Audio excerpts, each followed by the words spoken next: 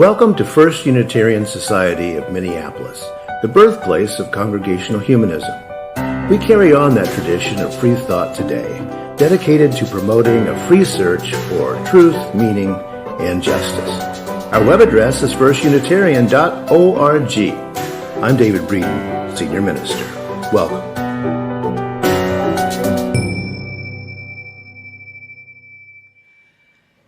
Good morning, and welcome to the online Sunday Assembly of First Unitarian Society of Minneapolis for June 7th, 2020. I'm the Reverend Kelly Clement, Assistant Minister at FUS. I'm joined online today by the Reverend Dr. David Breeden, Senior Minister, the Reverend Jim Fody, Assistant Minister, Allison Wyeth, our Director of Religious Education, several talented musicians who will share their work with us, and an incredible tech team who is making today possible for all of us and all of you. Especially in these traumatic and tender days, thank you for making the effort to be present with us from wherever you are. First Unitarian Society of Minneapolis is a member of the Unitarian Universalist Association of Congregations. We are an intentionally and radically inclusive congregational humanist community dedicated to the brave, free, and responsible search for purpose, meaning, and justice. Our theme for the month of June is compassion. You know that our building is closed and that this gathered congregation is one of the open mind, the open hand, and the open heart. Please carefully read the monthly newsletter, just came out this week, and the Friday email for all kinds of ways to get information about FUS. These are our primary avenues of information. And if something is happening related to FUS, you'll find it in the monthly newsletter or the Friday email. If you're not already on our email list and would like to be, you can sign up for it via our website, www.firstunitarian.org. The sign-up link is down at the bottom of the homepage. While you're on our website, feel free to poke around, find more information about the Society, about ways to connect online, contact info for our ministers and staff, and ways to donate to our work in the world. Another online way to connect with this community is through our Facebook group, Members and Friends of First Unitarian Society. We welcome you to join the conversation there.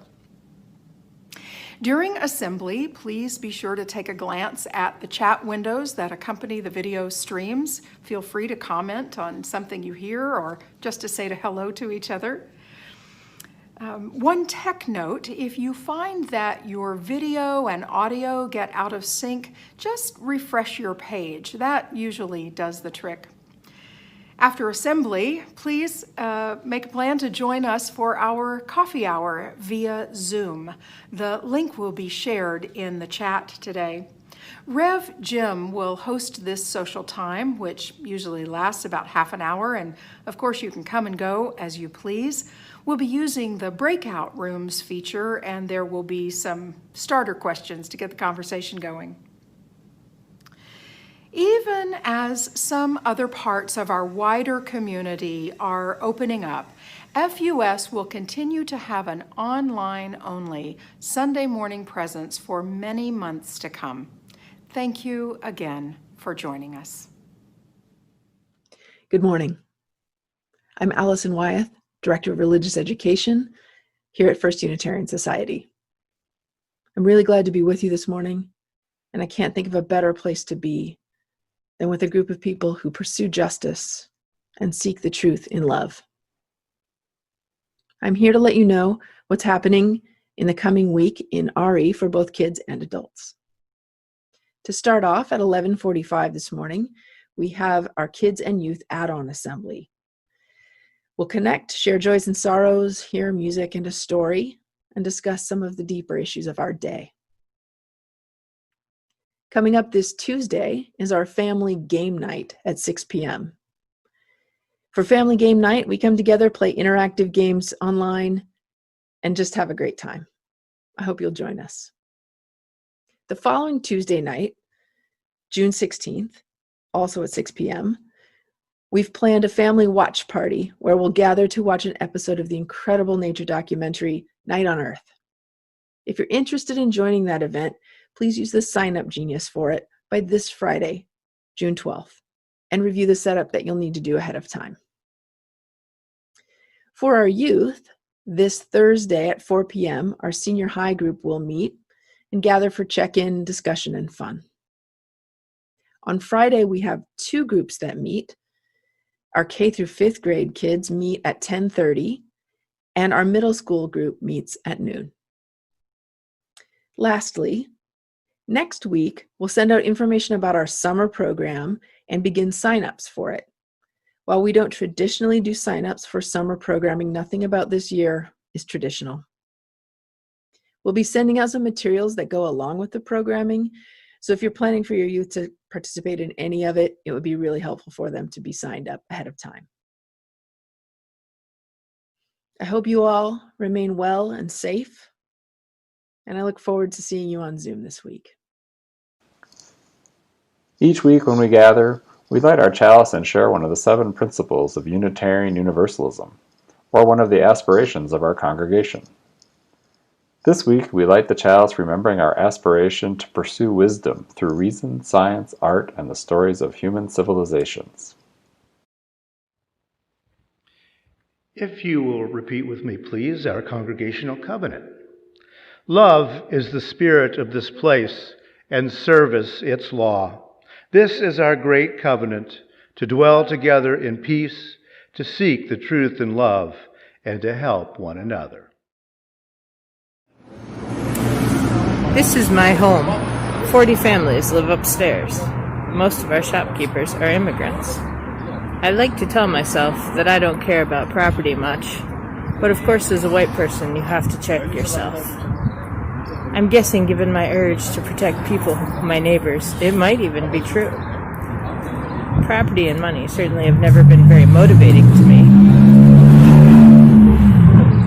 Heck, I own a condo because I couldn't bring myself to buy land. The condo is a compromise. Yes, it's on stolen land, but my not having a reasonable place to live would prevent me from being productive toward the greater good.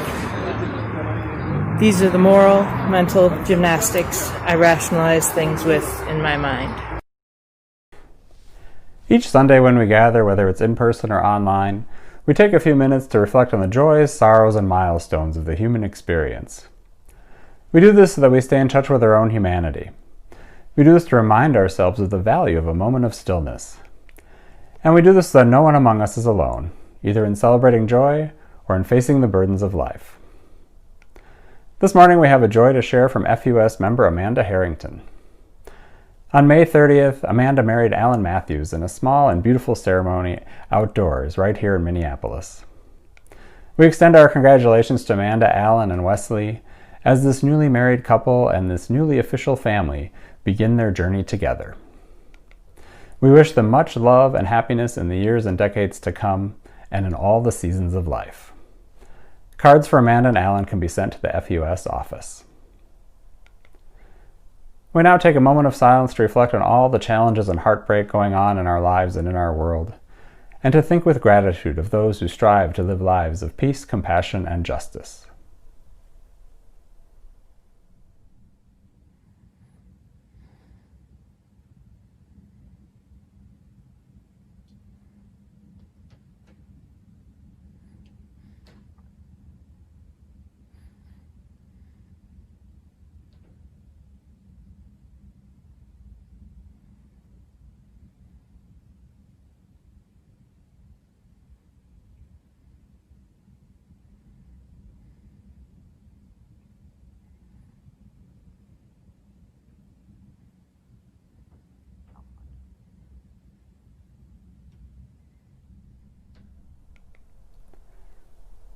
As we come out of the silence, we'll hear our traditional musical response. You're invited to sing along at home if you wish.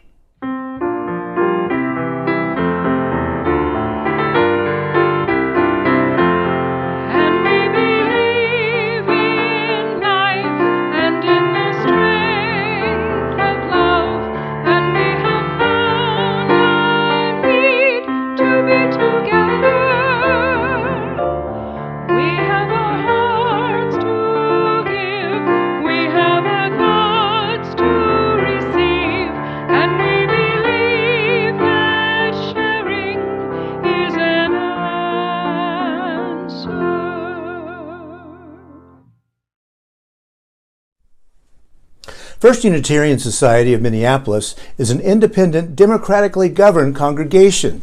We depend upon you to keep the voice of Unitarian Universalist humanism alive and strong.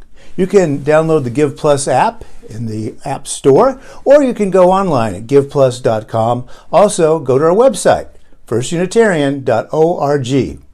We appreciate it. Thank you.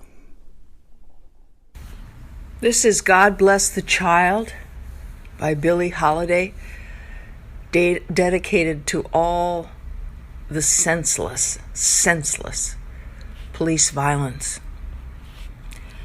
and especially this week for George Floyd.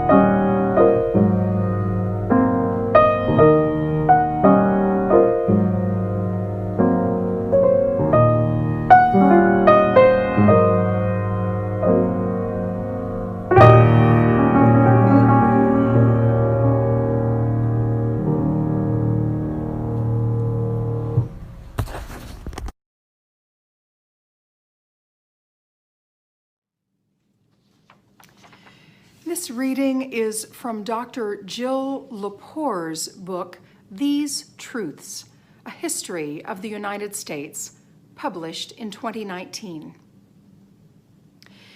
The United States is founded on a set of ideas, but Americans have become so divided that they no longer agree, if they ever did, about what those ideas are or were. In 1787, when Alexander Hamilton asked whether societies of men are really capable or not of establishing good government from reflection and choice, or whether they are forever destined to depend for their political constitutions on accident and force, that was the kind of question a scientist asks before beginning an experiment. Time alone would tell, but time has passed. The beginning has come to an end. Can a political society really be governed by reflection and election, by reason and truth, rather than by accident and violence, by prejudice and deceit? Is there any arrangement of government, any constitution, by which it is possible for a people to rule themselves justly and fairly, and as equals through the exercise of judgment and care. Thanks, Rev. Kelly, for the reading this morning. As she said, that is from a new book, fairly new book, from Jill Lepore, These Truths, A History of the United States, which is the first attempt in a long time to write some kind of a comprehensive history of the U.S. that makes some sense thematically. And she tells you why that's been a problem right up front. The United States is founded on a set of ideas, but Americans have become so divided that they no longer agree, if they ever did, about what those ideas are or were. You know, we often hear a phrase that may not know that actually it's from the book of Proverbs that goes like this: where there is no vision, the people perish. Where there is no vision, the people perish. Vision, ideas, common ideas. Yeah, you see there's a problem here. Today, nationally and locally, we have a problem with vision. And I think that it's up to us to figure that out and to fix it. Dr. Lepore writes, in 1787 then, when Alexander Hamilton asked whether societies of men are really capable or not of establishing good government from reflection and choice, or whether they are forever destined to depend for their political constitutions on accident and force, that was the kind of question a scientist asks before beginning an experiment. Time alone would tell, but time has passed. The beginning has come to an end. So, science experiment, the U.S., can we govern by reflection and choice, or will it be accident and force? We're still asking the question, and I think we're teetering on the edge here now. I know some people ask, how did all this come crashing down so swiftly, so quickly? But really, for most Americans, unprivileged Americans, it's been crashing for a very, very long time. And we need to realize the frustration that's built into the rather constant failure of American government to have a vision and to have some kind of compassion for its citizens. And that is the theme for the month of June that I'm going to be exploring, compassion. We're going to look at several facets of compassion, how it works, who has it, who doesn't, what do you do with it. But right now, to think about compassion for our fellow citizens and how that could be the answer to Alexander Hamilton's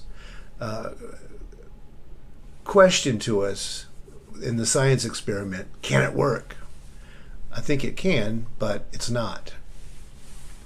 In his poem titled On Another's Sorrow, the British poet William Blake gets at compassion, I think. He writes, "Can I see another's woe and not be in sorrow too? Can I see another's grief and not seek for kind relief? And not seek for kind relief." Now, let's think a bit about what compassion is. And, for a lot of us, I think the word compassion and the idea of Buddhism are pretty, in there together a lot of the times, because Buddhists talk so much about this idea of compassion. As a matter of fact, the twin goals in Buddhism is the cultivation of compassion and of wisdom, which you say, well, wait a minute. Yeah, I think, wisdom is something you really do have to work hard for, but compassion, isn't that just a feeling? And the answer is no.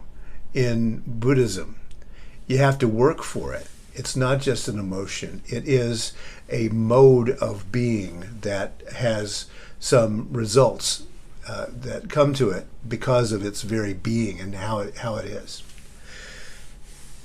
Gorompa Sonam Singh is a Tibetan Buddhist monk and philosopher from the 15th century, scholar, and he did a lot of thinking about what compassion means within the Buddhist tradition. Let me read a little piece from his work. The extensive and vast mind possessed of compassion for all beings, like love starting from the present mother and extending to the limits of space, must be cultivated to such a degree that it compares to that of a tearful person who sees or remembers that his or her only child has fallen into a pit of fire. A tearful person feeling like their only child has fallen into a pit of fire. That's compassion. That's what I am going to work for, is to feel that I am totally helpless and bereft. Why would I want that? Well, that's a good question.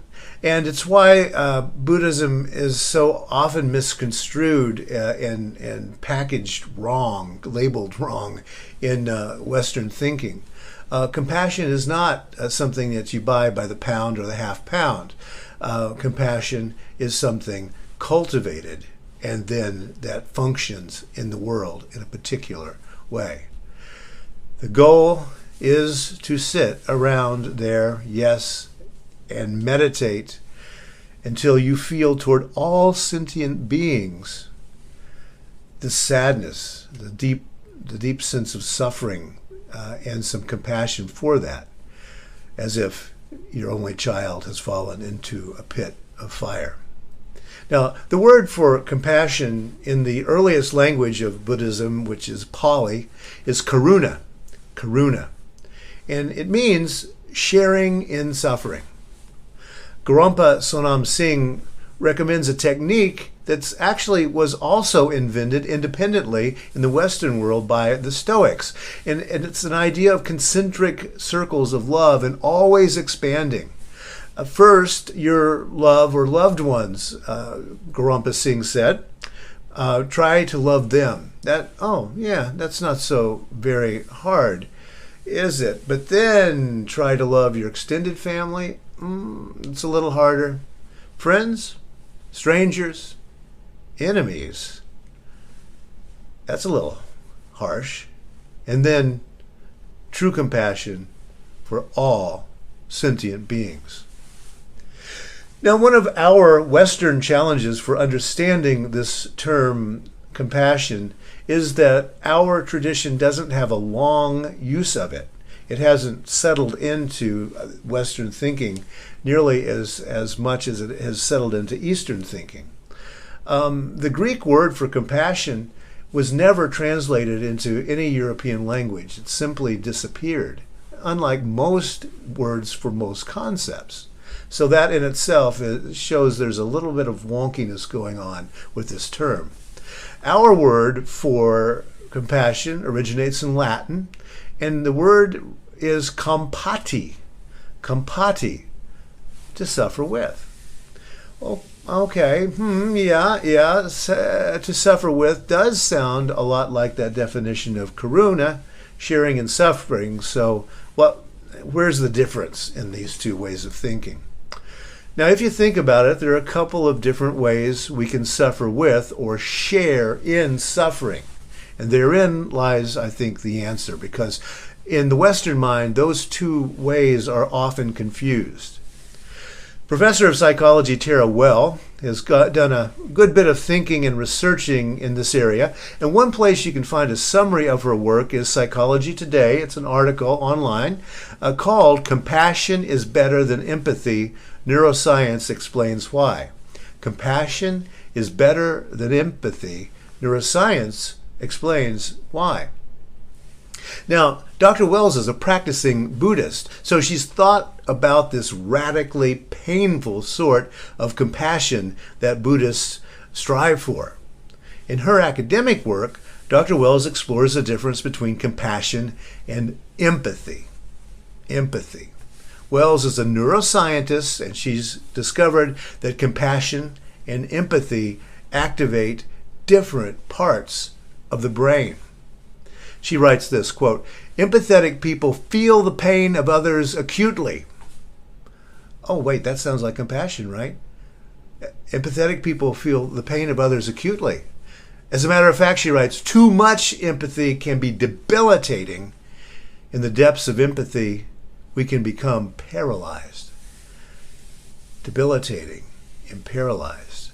That's where empathy leads. Compassion, however, is, as she says, feeling for and not feeling with the other. In other words, we are confused when we talk about compassion fatigue. Compassion does not fatigue, it energizes. Actually, we suffer empathy fatigue, which isn't good for anybody because it makes us paralyzed. We need compassion. We need to feel for, but then get off our tuchus and do something about it. Compassion is about doing something about it. That poem that I quoted a bit ago by William Blake, let me do that again. Can I see another's woe and not be in sorrow too? Can I see another's grief and not seek for kind relief? Yeah. Sorrow is well and good, but it's empathy. The key is seeking kind relief. That is compassion.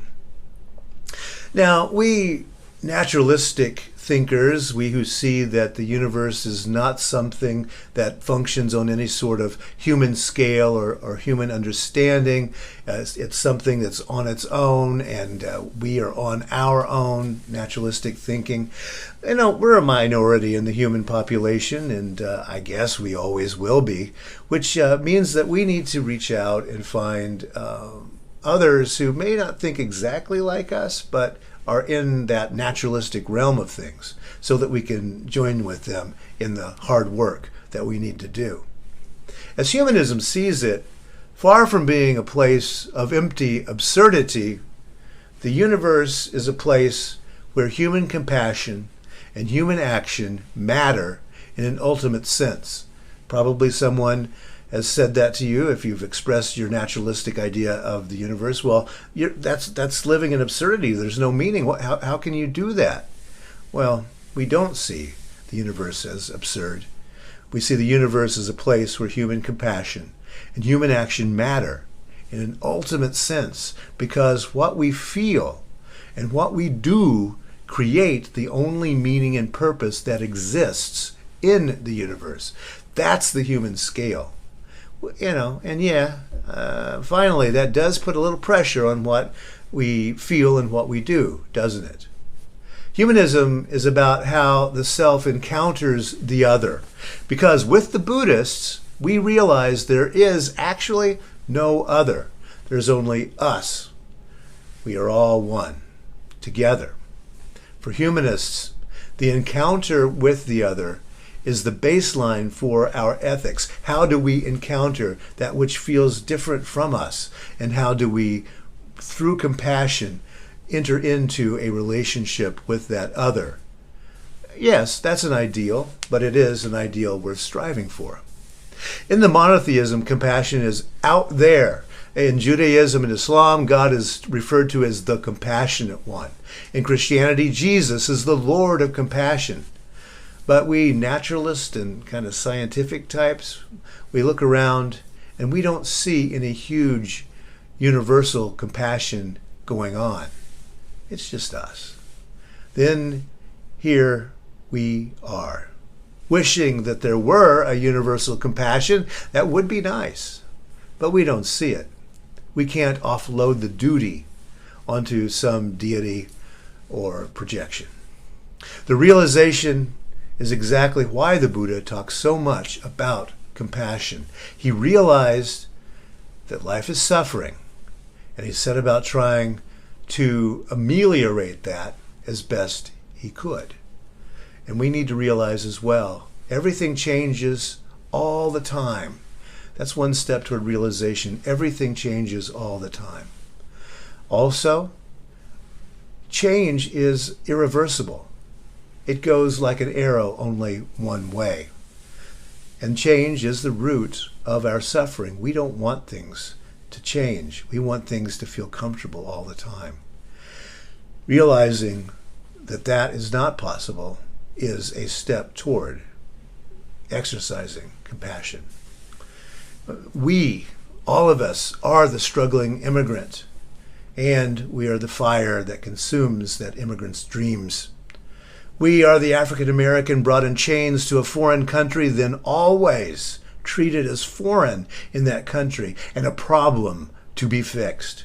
We are the natives and the impoverished Euro-Americans and the African Americans who cry out, "We've been in this nation since before it was a nation.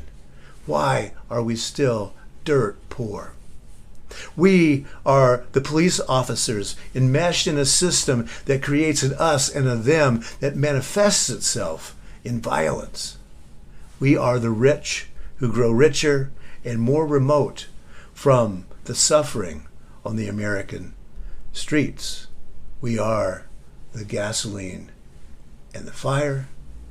We are the problem, and we are the only possible solution, because we know that only human beings can fix human problems. Yeah, compassion hurts because it's an accusation. What are you doing? Compassion feels like your only child has fallen into a pit of fire. How would that make me feel? Hopeless, paralyzed, enraged? Yes, all of those are completely valid emotions in the situation, not to be suppressed, to be let out, and to be felt. But now, what am I going to do about it? Empathy paralyzes. Compassion energizes. The choices before us today are clear: reflection and choice, or accident and force. The experiment that Hamilton and others started is still going on. For the time being, it's still going on. They didn't know how it would turn out. We don't know how it will turn out, but we will decide how it turns out. This is an open question, but it's a question that can be answered by embracing compassion.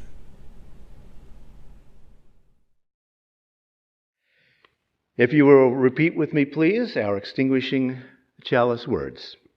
We extinguish this flame, but not the light of truth, the warmth of community, or the fire of commitment. All of these we carry in our hearts and in our minds until we are together again. Hello, FUS. It's Peter Mayer with another song for you. This is a song inspired by Abby Bettinas and her work with her Justice Choir organization, which is an organization that gathers songs for people to sing together for change. So this is called Justice Choir.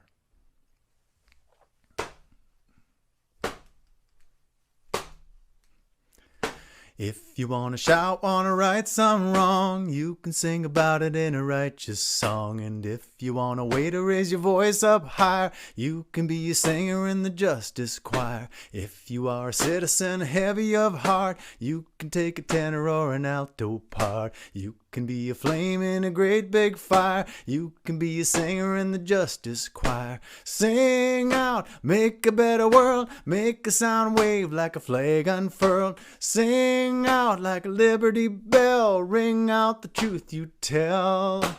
Sing out, make it be known, sing like the trumpets of Jericho. Sing out at the tyrant's wall, sing until the last brick falls. Sing about courage in the face of fear. Sing about light when the darkness nears. Sing about truth to the shameless liar. Sing about freedom in the justice choir. Sing about the weak in the halls of power. Sing about the earth in a desperate hour. Sing about the poor when the rich conspire. Sing about love in the justice choir. Sing out, make a better world, make a sound wave like a flag unfurled. Sing out like a liberty bell, ring out the truth you tell. Sing out, make it be known. Sing like the trumpets of Jericho. Sing out at the tyrant's wall. Sing until the last brick falls. If you wanna shout, wanna right some wrong, you can sing about it in a righteous song. And if you want a way to raise your voice up higher, you can be a singer in the Justice Choir. Until we meet again, be fearless, ask questions, hold on to what is good, strengthen the weak, comfort the fearful, serve the suffering. Do what makes you come alive, because this world needs more people who have come alive. Rejoice in the power of the human spirit. So may it be.